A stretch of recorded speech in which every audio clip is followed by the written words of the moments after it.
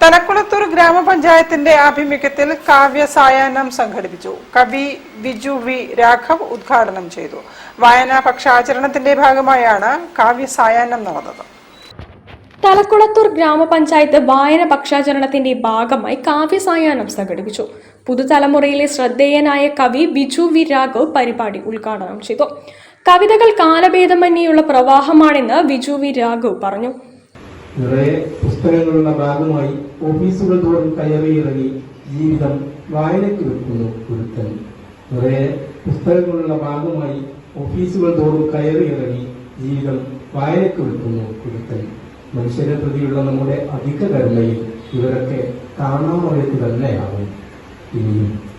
ഗ്രാമപഞ്ചായത്ത് vice president Sreejith C ചടങ്ങിൽ അധ്യക്ഷത വഹിച്ചു. ഗ്രാമപഞ്ചായത്ത് ക്ഷേമകാര്യ standing committee chairperson K P Girija, panchayat അംഗം ഐ.പി. ഗീത എന്നിവർ ആശംസകൾ അർപ്പിച്ചു. കാവ്യസായാഹ്നം പരിപാടിയിൽ Suresh Parapram, Joby Mathew, Roy Karathra, E P. Ratnakaran, C Damodaran Nair, Shiju Pavayil, Prabi Punathil, K P Muhammad Koya, Shinija Vinayachandran, Prameela Mukundan, doctor P Sriman Unni എന്നിവർ സ്വന്തം കവിതകൾ അവതരിപ്പിച്ചു. ഗ്രാമപഞ്ചായത്ത് ആരോഗ്യ വിദ്യാഭ്യാസ standing committee chairman T Divakaran സ്വാഗതവും വായന പക്ഷാചരണം പരിപാടി കോർഡിനേറ്റർ ഗിരീഷ് ആംബ്ര നന്ദിയും പറഞ്ഞു.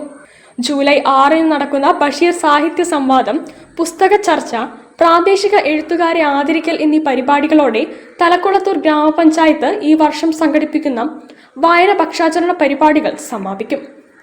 News bureau, Kozhikode. 30 വർഷങ്ങൾക്കു ശേഷം വീണ്ടും കളിക്കളത്തിലിറങ്ങി സഹപാഠികൾ.